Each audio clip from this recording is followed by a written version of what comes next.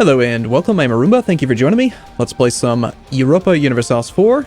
By popular demand, we have voted on Poland, and we're going to go into space. So Poland, we start off in the interregnum, which means we don't actually have like a dynasty. We don't have a ruler. And then very soon we're going to become the elective monarchy, and we have a really cool decision at the very beginning of the game to like just form a union over Lithuania, which explains why we almost always you almost always see Poland with a personal union over Lithuania. It's because they do it via decision. To do that, we need stability at 1 and diplomatic power at 100. We almost have enough administrative power to bump up our stability. And by taking a couple of these early missions, we can get enough diplo power to enact that decision. So that's going to be our primary goal. We'll take the mission to form a alliance with them and then do that right away.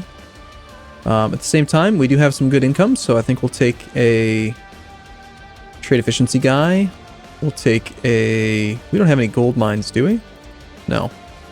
So we'll just take the missionary strength guy. We don't have anything to convert, do we? We do. Well, doesn't look like it's going to make any difference. We can't actually convert it. Just in case, we'll take inflation reduction guy. And we will take morale of armies guy. Now, I think for a moment we'll leave the administrative focus on, but then we'll change it to diplomatic, because I really want to get that thing knocked out as quick as possible. Now, you may hear some rather awesome music in the background. That's the one of the DLCs that I have enabled. I think, actually, can't I see it from here? Game options... No, you can't. You have to be at the main menu. Anyway, yeah, I've got the, it's Guns, Drums, and Steel DLC. It's going to play randomly throughout the campaign. It's pretty awesome. So, let's go ahead and do this. Start off by lowering our maintenance, because we're not going to go to war for a bit. We also need to decide who we want to rival. Okay, so who would be a good rival for us? Pomerania. The Teutonic Order, I think, is just hands down an easy pick. We need Danzig anyway. So, I think we choose... the Teutonic Order, Moldavia. Moldavia's our march underneath us, and we can rival our own march. That sounds interesting. Okay, Teutonic Order sounds good. We'll also pick Pomerania. And for the third, I suppose we shall pick... Gonna have to be Denmark. I just want to get all three of them out right away. And then we'll go ahead and embargo all three. So issue embargo here. We have to wait a couple of days, get our guys back. There's our thing with Lithuania. Royal marriage with Lithuania now for another 50 diplo points. They'll probably offer it to us. An alliance offer from Brandenburg. Well, we've got a parallel campaign going on right now with Brandenburg. I don't know. You know, Brandenburg, they've got a core on something that I might want, so kind of maybe no. Alright, well, fine. We'll accept an alliance. No royal marriages with anyone but Lithuania, though. Okay, we need to embargo you. And embargo you. Before I forget. Alright. Lithuania, offer me a royal marriage, please. Do it. Do it now. Let's go up to speed 3. Someone is asking in YouTube, is this really him? Sorry, Twitch chat. Yes, it's really me. Why? Who else would it be? That'd be strange. If it was somebody other than me. Alright. Come on, let's do this. Poland can into space. Okay. There is our extra points. Improve, solidify papal relations. So we're what? We're Catholic, actually. Yes, we are. We've got 3 provinces that are Orthodox. So we're still playing the Curia game. I think in this campaign we'll stay Catholic. That's my plan. Personal union on Monarch death. Okay, seems fine. Conquer Kelmno. That would give us a CB we could use on the Teutonic Order right away. They have an alliance with Hungary and the Livonian Order. I think what we want to do is just do nothing, really, until the interregnum ends, and until we also have our union over Lithuania. Improving prestige is pretty much always a good mission, so we'll do that. And I think it's probably time to consider Ooh, we need 116 points to do that.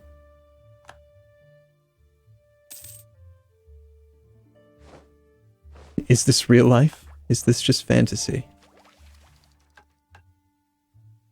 You can hear the new music in the background, right? How are we doing on force limit? We got 12 out of 17. We have 4 available boats because our vassal has coastal province. So we have Mazovia as a vassal and Moldavia. Moldavia is a march, which means that they get national manpower modifier plus 25, manpower recovery speed plus 20, land force limits plus 30, naval force limits plus 30, and then an extra 20% fort defense. What happens is if Moldavia becomes, if they have more than 40 base tax, they'll stay a march, but they lose these bonuses. So marches get bonuses when they're small. When they're big, they're just a big vassal. And there's really no benefit to having them as a march versus a vassal. So if they grow too big, you probably want to switch them back to a non-vassal or a non-march. But there's a rather significant penalty. I believe the penalty is cost you stability. Be curious to see if having the diplomatic idea group would remove the stability costs from doing this. Specifically this one right here. Lowered impact on stability from diplomatic actions. I wonder if that makes that go away. If it does, that'd be pretty cool. But there's still a minus like 200 opinion penalty for doing that. So it's pretty nasty. It could be, the chat's saying that it could be 60 base tax. I'm pretty sure I read 40 somewhere, but I could be wrong. You never know. Up speed 4. So who are our friends going to be? Let's see. Royal marriage for Brandenburg, we decline. So we did ally them. We already have 4 out of 4 relationship slots because we've got the 2 vassals and Lithuania. So we don't really get to make any other alliances, really. It's pretty much just sit and wait for this.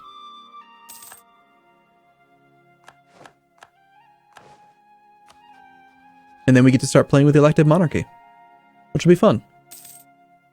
This is my first time playing as Poland, using Elective Monarchy. Might as well also train up a few guys. Get to our force limit. Just all infantry seems fine. One of the drawbacks to Poland is that we are Eastern tech, so our tech costs will be 20% higher, I think. However, I'm pretty sure we have the ability to get the Western arms trade modifier, which will reduce us to make it almost the same as being Western tech. All we have to do is just have another country that's next to us that's allied that is Western tech and likes us. So we'll become friends with somebody over here, probably Brandenburg, and then go from there. Okay, improve relations there. What are we doing with our merchants? We've got one in Crimea who's transferring trade, and we've got one in Kiev who is collecting. No, he's transferring. I think it makes more sense to collect from trade than try to transfer from Kiev. And then here, again, I think it's probably better. We took the trade efficiency, guys, so we got an inland bonus of 10. It's going to make more sense to just collect from trade here as well. 2.32 should go up significantly. 2.51, we'll wait to the end of the month. 2.95. Yep. That's significant. It adds up, man. Trust me. Okay, we can boost stability. We need 100 diplo points. We have it. And let's go ahead and form our union over Lithuania. So this is going to cost us 200 diplo power, but we just immediately form a personal union over Lithuania.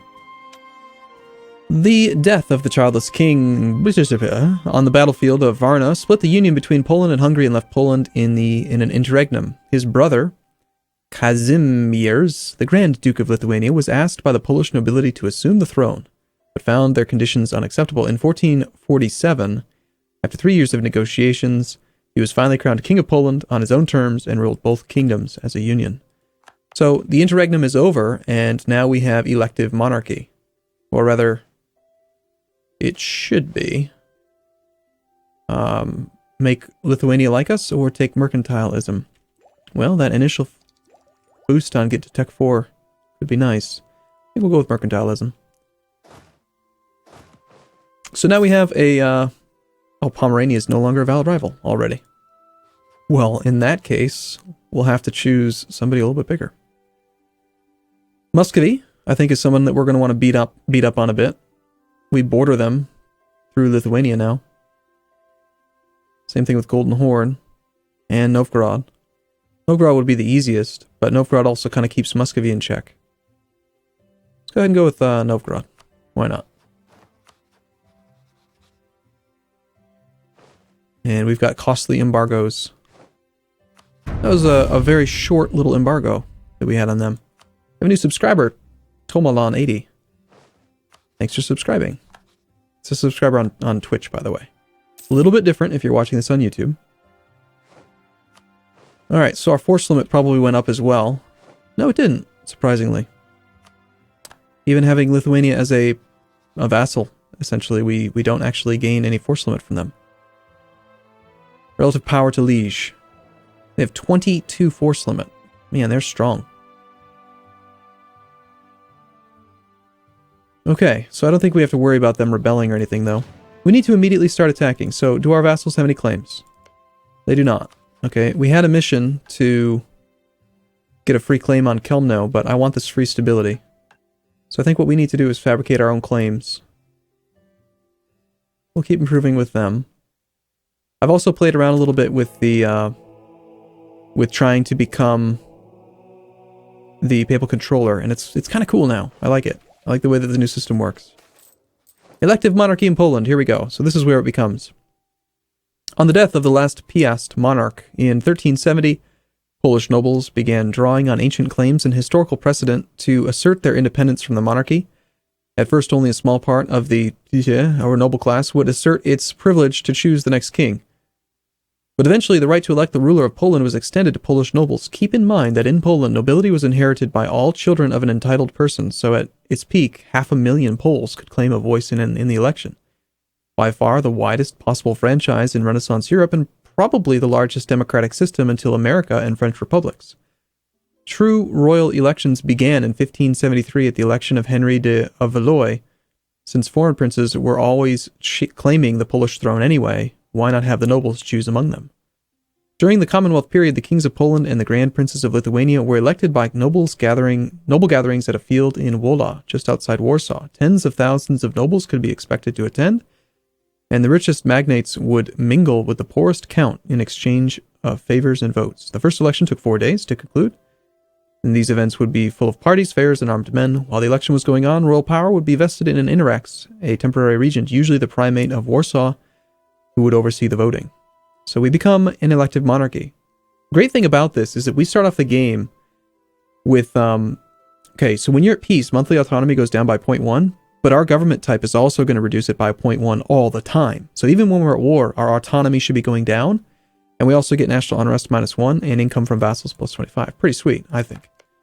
Now, here's where my strategy is going to deviate from what I think most people's is, and, you know, generally speaking, when you have elective monarchy, you can have a claim, an heir with a weak claim. And the general complaint with Poland is that because you always have a weak heir, you start every single ruler with 20 legitimacy, and he's always old. And so you always have legitimacy problems.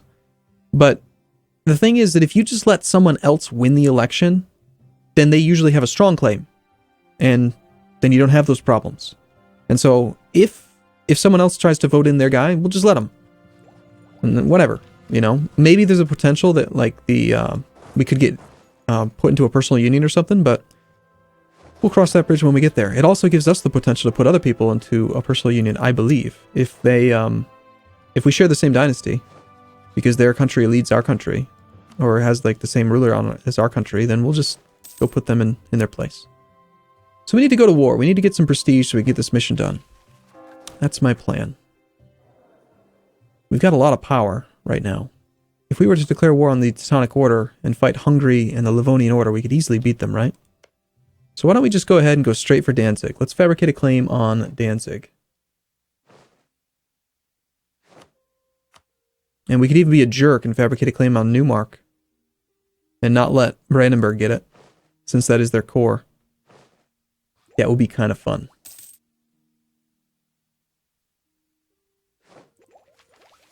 Our state is not very prestigious. So what do we need to do right now? Hey, Moldavia is improving relations with us. Great. I do think we want to try to integrate Moldavia as soon as we can. Or sorry, Mazovia. A vassal under Poland since 1399. So as soon as we get them to 190, we could start integrating them. And it would only be 150 diplo points. And free up our relationship and also give us Warsaw, which would allow us to move our capital. I think there's a decision now to somewhere in here. I've seen it before. So I think we should probably improve relations with them. It's more important than the papacy. People are reminding me to embargo Novgorod. Thank you. So power projection's okay. We actually gained bonus power projection for having eclipsed Pomerania. Kind of a nice little bonus. Let's check out our autonomy, see if there's anything we need to change. We've got autonomy at 10% in Ruthenia, Podolia, and this other one over here. Now, I'm actually really, really glad that I caught this because you cannot reduce autonomy if it's below 10%.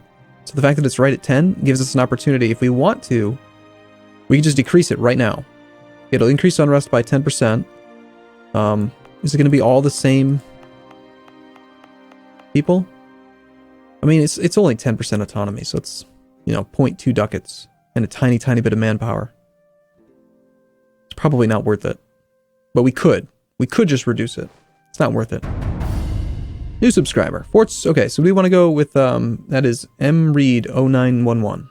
Military divided. The forts are our strength or land force and discipline. I think we'll take the land force and discipline. For how long will this bonus last? 1456. So for 10 years, we've got 25% more force limit. That's nice.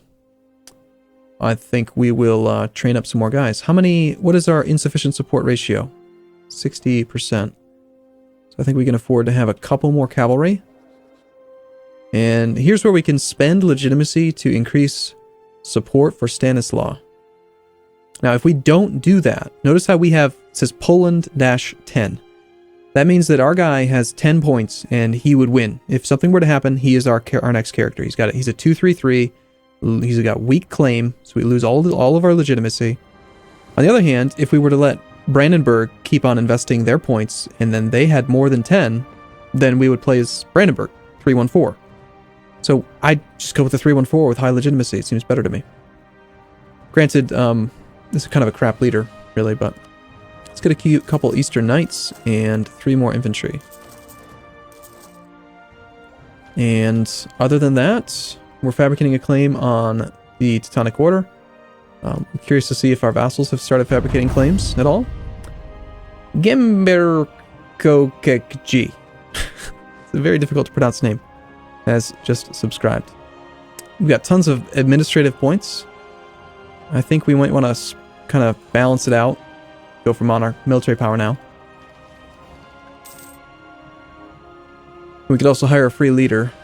Do we want to make our guy a 441? That's 9 points. He's thoroughly average. I don't think it's a big deal. We could make him into a leader, but we'd lose stability if we did that, so I don't think we will. Who else could we attack? We can't fabricate claims adjacent to our vassals, can we? We have to rely on our vassals to do that. So really, it's just improve relations with our vassal then. And try to integrate him as quickly as we can. We could also, if we wanted to, interject ourselves into the 100 Years' War by trying to become friends with one of these guys. The AI doesn't care anymore about wars starting 60 days ago. So if you form an alliance with France right now, they'll call you into the 100 Years' War. So it's pretty common to see, like, Hungary defending France against England. Right now, no one's really involved, but it could still happen. So, cool. All right, I'm going to take a break here. I do look forward to seeing you in the next video. Thank you for watching as always, everyone. See you again soon.